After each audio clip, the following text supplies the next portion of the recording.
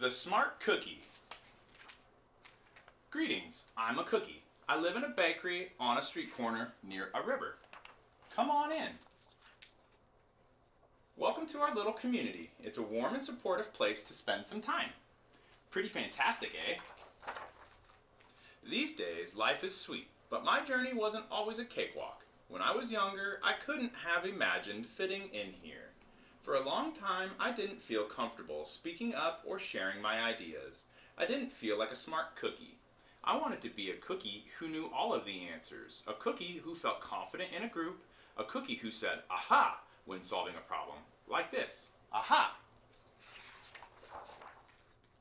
Looking back, I had some trouble in my early days. I went to school in a gingerbread house. Our teacher, Miss Biscotti, was kind and patient. When I arrived each morning, she'd wave at me and smile. But I didn't get the best grades, and I never raised my hand because I couldn't think of the answers as fast as the others.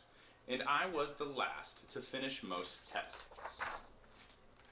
It wasn't because I didn't care, and it wasn't because I didn't try. Sometimes I'd get distracted and mess up, even though I knew the material. Those were the most frustrating moments of all. Once I misspelled the word dough. That was rough. Another time I added when I meant to subtract.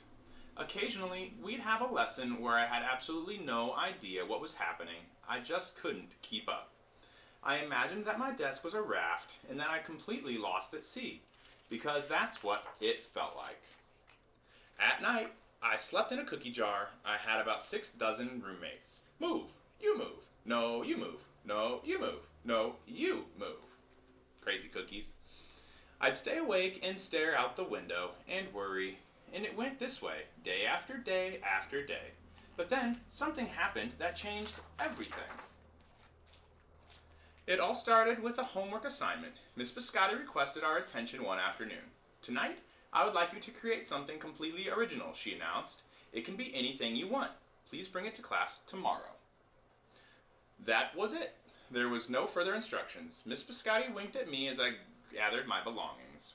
I felt like I had a million butterflies in my stomach. Create anything? Something original? Due tomorrow? Gulp. When I got home, I immediately went to work. At first, I tried a cooking project. The results were half-baked.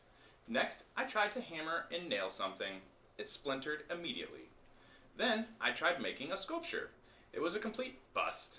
I wondered if I was about to fail yet another assignment. I was stuck. I stared out the window and watched the rain hit the river. There was something mesmerizing about the water, how it moved in such a chaotic way, swirling around and around, yet ultimately figuring out exactly where it needed to go. Aha! Suddenly, I had an idea. I decided to write something original, a poem. I came up with the title based on how I'd been feeling, my crumbly days. After that, the rest of it seemed to fall into place. I wrote and I wrote. I lost track of time. An hour went by in a flash. Aha, I said when I was finished. I couldn't sleep that night, but it wasn't because I was worried. It was because I was excited. Felt like I had really accomplished something. I felt smart. The following day, Miss Biscotti asked for volunteers to share what they'd created. One kid showed off his original frosting art. Another revealed her sprinkled distribution machine. It was neat seeing how everyone was good at such different things. Finally, Miss Biscotti turned to me. Would you like to share anything, she asked. Gulp, I gulped. I thought I'd probably crumble under the pressure.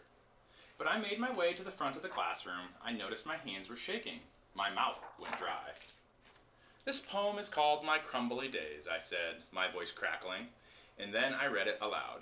As I spoke, I noticed some kids nodding at certain lines.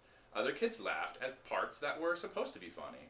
As I built towards the finale, I felt myself becoming more confident and animated.